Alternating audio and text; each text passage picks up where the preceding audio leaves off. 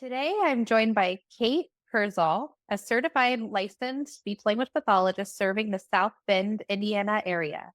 She is the sole owner and operator of Therapeutic Interventions and Solutions, LLC. Her interest in the field began as a young adult while helping her dad run a learn to skate clinic where several children and their families with varying disorders learned how to ice skate. She recalls one parent saying, "Watching my son smile out there is really all I want," which in turn pushed her to find a career that would afford more of those moments through therapy. She is a proud double graduate from Indiana University, Bloomington. Yeah. Go Hoosiers! With proficiency in American Sign Language. She then returned to South Bend, where she has worked across a variety of settings. She attributes these diverse hands on experiences to be significant in her practice today. She ultimately loves giving families tools, strategies, and functional ways to apply therapy to support the needs of those they love. Now that we've got all that covered, let's get started. Hi, Kate. Thank you so much for coming. Hi, thank you so much for having me. It's such an honor. Does that bio cover everything, or would you like to share any personal information, maybe about what you do on your free time or your family before we dive into our topic about private practice? Yeah, so if I'm not running the private practice, I really enjoy time with my family. I'm married with two little ones, so Maggie is newly 2, and then our younger one, Bernadette, who we call B, she's 10 months. So we are freshly out of the 2 under 2. And then we have 2 dogs, Corby and Luna, so we love to take them for walks. Big fans of the Fighting Irish, bonfires, going for Redemax burgers. Yeah, so I would say, to add to that, my passion is just really that I'm serving and supporting Michiana families, and that I recognize within myself that it really does take a village. Coming out of 2 under 2, you really can't do it alone. So I love that I can be a part of that village for a lot of different families. I love that so much. And first, I have to say a couple things. I love the names of your children and your dogs. They're all so cute. I love the name Oh, Bernadette and the oh, nickname Bee. I might take that from you. But and thank then you. also Redemax, we don't have that here in Florida. Is that just an Indiana thing? Yeah, so actually it's up in New Buffalo, Michigan, and Okay. talking about ice skating, which I had mentioned as one of my inspirations for my career. But the owners, my dad worked with their kids when they were younger. And so, yeah, Redemax is their business. So we've been going for years. It's up in New Buffalo. If you go up there, it's really good. It's like a summer classic. So usually we have to go at least once or twice while it's open in season. Oh, awesome. There are people listening to this who know exactly what you're talking about, but clearly I They have no clue. they know those burgers. Yeah, that's awesome. So let's talk about starting a private practice. How does someone start establishing services as a private practice provider? I think there's a lot of different ways to go about doing it. So, the way that I'm going to share is just what I found to work for myself, especially within the community that I'm in. And I would imagine that's a big piece of somebody establishing their practice is knowing their community and what's going to best resonate with people. For me, I began by recognizing a significant need, especially with families I had previously seen in therapy, and that they were just desperate for help. And so the way that I went about starting my practice was beginning to offer in home services, most often on the weekends. So I was still working my 410s. And then when I wasn't working, I was seeing some clients in private, made sure they didn't conflict with my job, made sure I was dotting I's, crossing T's on that front too. But then I was seeing them in their homes, and I started building my clients that way slowly. And it then got to a point where I dropped down to part-time at my job that I had had. And from there was able to really continue to build that caseload and step away fully and just step into my own private practice. Within, working with younger children, I would say, at least within this area, a lot of families loved that I was willing to come to their home and work with their kids. And I think that that's a great way, if you're comfortable with doing so, to get your foot in the door and start putting your name out there. Is if you're comfortable going to people's homes, doing that. Because for them, they're like, wow, that's a win win. You get to come to our house. I'm not bringing the kids anywhere. You get to see what our day to day is like, and you can help me here at home. And so that was kind of how I went about, navigating the process of starting the private practice. Are you still going into homes or do you have a center now? Yeah. So until August, I'll be doing in home services. And then in August, I am opening up an office. So I'll be Mm. shifting a lot of my care into the office setting, except for I'll be keeping 1 day a week where I go on site to different schools where I serve as a private therapist for different students in those settings. So I'll be doing, a little bit of flexible model there, but yeah, a lot of parents have said, "Oh gosh, we love having you in our home, so this is going to be a huge change." But they also understand, and I think that that's been a piece of building the practice too. Is they've watched me build it, they know the work that's gone into it, and so they're also part of my team as much as I'm on theirs. And so having that relationship has been really powerful. I love that. I don't think I've ever heard anybody put it that way. It's a really good point that they're on your team too. You're not just on their team, especially when Mhm. you're in those early stages of private practice. They really do cheer you on and believe in you and refer you out. So I love Yes, that. yes, they do. That's awesome. So, what are your tips for balancing time and business responsibilities with your home life, especially with two little ones? Yeah, a lot of learning and yeah, definitely a lot of late nights up front. I think I would, be remiss to say, "Oh, it's fine. You can squeeze it all in and it'll all work out." There are a lot of later nights and deciding that this is what you want to do. But I felt very passionately called to do it. And I noticed that when I had previously, been working in the school setting and in Indiana, there are no capacities on caseloads. So I felt very much like, wow, I'm working so hard, but there's all these kids and I want to serve them the right way. And what am I doing? How am I giving to these children? And so that really drove me and motivated me on the nights that I was up later trying to, track my mileage, put in charges, make sure that all the notes are done, that information sent to families. I've always kept myself on this model, which is 24 hours is usually what I strive to do for notes. And I also make sure that, and everybody does it different ways. And, you have to do what works best for you. But to keep me honest and on track, what I've done is I don't charge the families until I've provided that note. And at least when you're starting up your practice, I think that that really helps with your accountability and making sure that you're prioritizing building the business so that I am getting the work done. I'm giving what the families what I promised I would do, and it's keeping me just as honest in this process. And now that, I've built rapport, that model could change a bit, but at least up front, that was a really helpful thing that I implemented was I don't bill until I've completed the note so that I know everything is getting done and that, I've totally completed the process and I'm not going back and trying to make up stuff.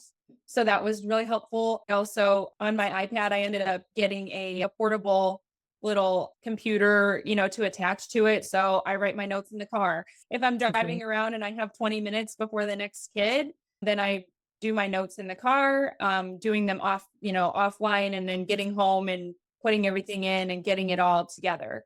So just being efficient with your time too, realizing that if you have to be on the road and that's how you're going to build your practice, then go and do this stuff efficiently while you're on the road and make the most of the time while you're out so that when you come home, it's really just more of the okay, I need to get in, send the emails, get stuff kind of wrapped up, and you're not sitting there writing notes all evening. Great tips. What EMR system are you using? So right now, I just do all of my notes through Google Workspace. They have Okay. all of their stuff locked, and it's done really well with keeping in mind that we need to have everything HIPAA protected. So I went through Google Workspace to get started, especially for somebody starting a private practice and you have a lower budget. I Mhm. really looked into those lower budget options so that I could afford to be providing these services in the near future, I might be switching into a genuine EMR system. But to get started, Google Workspace was a really great way to kind of get yourself up and running and keep your bills under control so that you're not spending an exorbitant amount every month if that's just not in your budget right now. Yeah, no, it's a good tip. I did start with Google Workspace as well because it is HIPAA compliant when you pay for that upgraded version. Yep. But Simple practice has been great, and I don't think it's that expensive, $29 a month. I actually upgraded to the other version because of the notifications for my clients. I saw, like, Oh, okay. a significant drop off in cancellations when I did that. Good. Okay. And one client pays for it. So, that's kind of what I read. Oh, that's a lot of money, but I'm literally one client session pays for that and nobody cancels anymore, knock on wood. No, that's So, great. Yeah. yeah, And and definitely simple practice, as you get going and you're realizing, okay, I can afford to do this now, mhm, making those shifts as you go. And I think that's a piece too to keep in mind is when you're building a private practice, it doesn't happen overnight. right. Maybe if you get the lucky draw, it does, but most times I've been doing this now for almost 2 years and it just takes time. Really slowly taking those steps, being diligent, sticking with it, and getting to a place where, okay, now I can make that jump. Now I am going to get an office. And so, yeah, doing simple practice and kind of making that next step up will be great. Yeah, well, congratulations on the office. That's Thanks. exciting. Thanks. Yeah, I'm really excited. Excited to have a space, not Yeah. carry it all in the car. Yes, yes. Oh, I can totally understand that. Mhm. So, how can you shape the private practice you desire? What are your tips for that? Yeah, when I went into it, I just wanted to, like I had mentioned before, even just have my own practice because I felt really passionately about serving families that way, especially in that more individualized way versus, okay, there's so many kids that I'm seeing, or even when I was working in the hospital setting, you're seeing kids back to back all day and you can't have all those conversations with families. But then as I've gone and I've been able to really say, what am I passionate about? Like I've had more time to think about that amidst serving different families. And I think as you get to know the clients that you work with, you're also like, wow, I love this. I've never been able to dive this deep into this area. And so getting to know those clients that come your way, but also recognizing areas that are not your strong suit is a really important piece too. It's easy to say, sure, I'll see this person, or sure, I'm a therapist, I could do that. But recognizing too, hey, that's actually not my specialty. And, I can serve a breadth of kids to a degree, but what you're explaining to me is outside of my capacities at this time. And so picking into that too a little deeper has been nice because I felt kind of in the other settings I'd worked in previously, it was more like, well, they're on your caseload, they're here. So you need to figure it out. And I didn't think that that was fair to families and especially to those clients. I hope that answered some of the question. No, it definitely does. I'm definitely going through like the same thing right now. I actually had a call yesterday and I don't know, do you do this too? Maybe you don't do it anymore, but I always say yes first, but then I'm like, let me check my schedule. I know it's a no. And then when I check my schedule, I kind of reason and send a text back and say, I'm not able to do it, but here are like three other people you should get in contact with and follow up with them a week later, make sure that they found what they needed. But it is so ingrained in me to say yes Mhm. immediately. And I also want it. But then when you really think about what you actually want your practice to look like, this would have been like an hour drive twice a Oh, week for me. I know, and I'm oh, like, "What was I whew. thinking?" But I really wanted to work with this client in the same sense, and, yeah, of course, you could do teletherapy and all of that, but I think that the more you can narrow down exactly, like, your client, exactly the area that you wanna be working in and all of Mhm. that, the happier you'll be for sure. Have you ever wondered how much time it takes to run a business, how to build a profitable business? Am I even qualified to be an entrepreneur? And what legal considerations do I need to know? If so, you are not alone. We had the same questions because the reality is most graduate programs don't cover business. Yet many SLPs find themselves in the business world, from private practice to product development, school contracting, and so much more. That's why we're excited to share about a virtual event for SLPs looking to start or grow a business. It's the second annual SLP Creative Con and it takes place on Saturday, March 23rd, 2024. I've teamed up with 6 other speakers to cover business topics like School Contracting 101 with Elise Mitchell, Bookkeeping 101 with my personal bookkeeper, private practice branding with Marsha Church, social media marketing with Sarah Brashears from Social Moguls, finding an office with Niche Fraser, and AI tools for SLPs with my friend Dej Mitchell. And the best part is, SLP CreativeCon registration is now open, and I've got some fantastic news for those of you who sign up early, including a free ticket to the live event and early access pricing for VIPs who want the replays and CEUs. Go to slpcreativecon.com or message the word business to Speechy Site Up on Instagram, and I'll send you all the details. If you're ready to start or grow your business, then make sure you register for SLP CreativeCon before early access ends on March 22nd at midnight. It's time to make those business dreams a reality, my friend. Yes. Yep. No, I definitely feel that. Because when people come to you, they're just genuinely trying to get help. And especially Right. for me as a parent with young children, I want to help them so bad. You feel their struggle. You feel what they're saying on the phone to you. Everywhere is over a year. I can't get any help. Yeah. I don't know what to do. And so one thing that I have done, and everybody can do, what they choose. But sometimes what I'll do is I even will do just a consult session. If I say, look, I'm not in a position right now to have your child on my caseload all the time. I will write down your information. I'll keep it in mind and let you know if that opens up. But in the meantime, sometimes I've even just gone, and if I had an hour in the week, a cancel came up, I let the family know, and I've gone to their home and I just meet with them. I kind of hear what their big concerns are. I look at the home and I just end up giving them some strategies to start working on. And sometimes, especially because a lot of the ones that I see are younger kids with language needs. So there's a lot of things that can be done at home that families just don't understand or they don't know. For instance, a family that I just saw, and I am seeing the child for therapy, but even when I was there, I said, well, look at these blocks. These are really great. We can do so much with the blocks. And I sat down and I was playing with their daughter and showing them. And they were, I don't know, we stack them up and then they fall. And that's kind of that. And I was, no, there's so many things you could do. So sometimes I'll even just do a consult session where I go and I can just give families guidance and at least be there to start something for them versus them feeling, well, great, another dead end. Somebody else can't meet my needs. Somebody else can't help my child. What do I do? Who do I go to? So that is a place that I've tried to figure out, what can I do? And could I even just get them started on some stuff and continually check in? I set reminders. And so I'll just email or text and say, hey, how are those going? What have you guys been working on? And I just check in that way, even if I can't see their child right now. That's a really great tip. And I think that that's an easy way to integrate it and still help the families, but keep your balance as well. And they're on your list and they're on your radar if something opens up. Mm-hmm.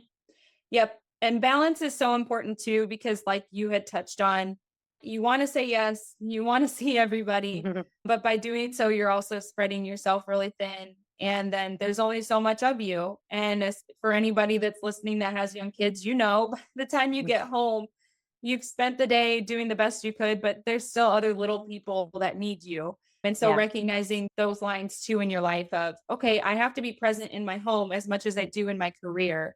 And I need to kind of maintain what that line looks like for me. Yeah, definitely. So what are your tips for connecting with other providers in your area? Yeah. So I've definitely just kind of been putting myself out there in this area. I found that it's a challenge because many of the providers are used to fielding their referrals into, larger hospitals or specific settings that they know of. And so I've really been just sending my information to different providers, especially if I start seeing kids and, the parents want to do a super bill. And so I'm now working with that provider. I make a point to call their office and just briefly introduce myself and say, hey, I'm happy to provide more of my information, or if I can give you a background on myself, what I do, I'm happy to send that over too. And that's helped me a bit. And then also finding other types of providers in the area, not just the pediatricians, but other specialists too, has taken some time. for, if I feel that a child needs to be seen for a tongue tie or even pediatric orthodontics, other specialists that I need to get on board. That's taken some time to develop too. And I think I'm really hoping that we're all heading in a direction where we work more in that team fashion. And when you live in a community that it can get so widespread because Mhm. the area does, it's so big, but yet we're all doing the same things and we're trying to serve these kids in the best ways. And so I've been trying to also provide in services. So I send out my information. I just did actually last week to about 8 preschools in the area, so I send my information out to them and then I offer to do in services if other offices come up. It sounds kind of odd, but even at my OB, I messaged my OB and I said, "Hey, because it's a private practice, I said, you see a lot of moms, and if it's ever something you feel would be appropriate, I'm happy to provide early intervention information um, to some of the moms that are there because if they have one child, many of them may have another, and the moms are." We're the people that are really keeping an eye on the household in many situations. We're trying to make sure the kids are getting to the appointments and that everybody's doing what they're supposed to. And we're meeting all the milestones, and dads or, partners are helping along the way. And so it's really good to just try and think creatively outside the box on where else can I put my name that maybe isn't the traditional setting I think I'd see myself in. Yeah, no, those are great tips. What happened with the preschool in services? What was the benefit for them? What did they find as a benefit and did they pursue it? Yeah, so I did 2 last fall, and I haven't heard back about this fall yet to do any, but I actually had some parents stay behind after the in-service and just ask me questions, like things that Mm. they felt, "Hey, I don't know if this is a concern. I've kind of noticed this. I'm not really sure." But then even with the preschool providers and especially the supervisors that had attended those 2 in-services, both of them said, "We really appreciate you coming and that you were just willing to share information, and you did it in a way that didn't make us feel we had to give you something to do it. Mhm. You were Mhm. doing it just because you want this for the families that attend our preschool." And so it's helped me have a really open relationship with those preschools that I went to. Both of those supervisors have since contacted me and said like, "Hey, I hope it's okay. I shared your information with a couple other families. We did some of our fall screeners, and a couple of the kids that came up, we're recommending at least that they know about your services in addition to those that they can access through school." That's great. So you invited the families too. Yep. Yep. I Cool. told the preschool staff I'm happy to do it at the beginning of the year, such as for their staff, if they just want it Mm. for the staff to learn information, or if they want to have it for families, or do both. I'm pretty flexible about it, but more than anything for me, it's just so important that we're getting information out there and that people, providers, families are understanding how important it is to say, "Oh, that is kind of behind," or, "Oh, I was thinking they should have done this by now, but I thought maybe it was okay." Getting that stuff going early versus saying, "Well, it, might be okay. Maybe at the 3-year checkup, we'll think about it."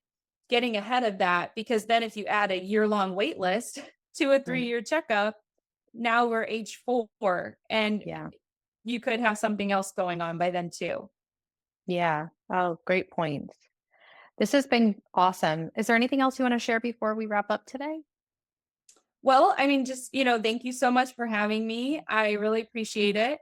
And yeah, I would just say that when you had offered for me to come on, I was so humbled and just I want people to know that they can do things that they may feel are out of reach, or that they think, "I don't know, I'm so busy doing all these other things, or I don't know how to take that first step to step outside of the setting that I'm in."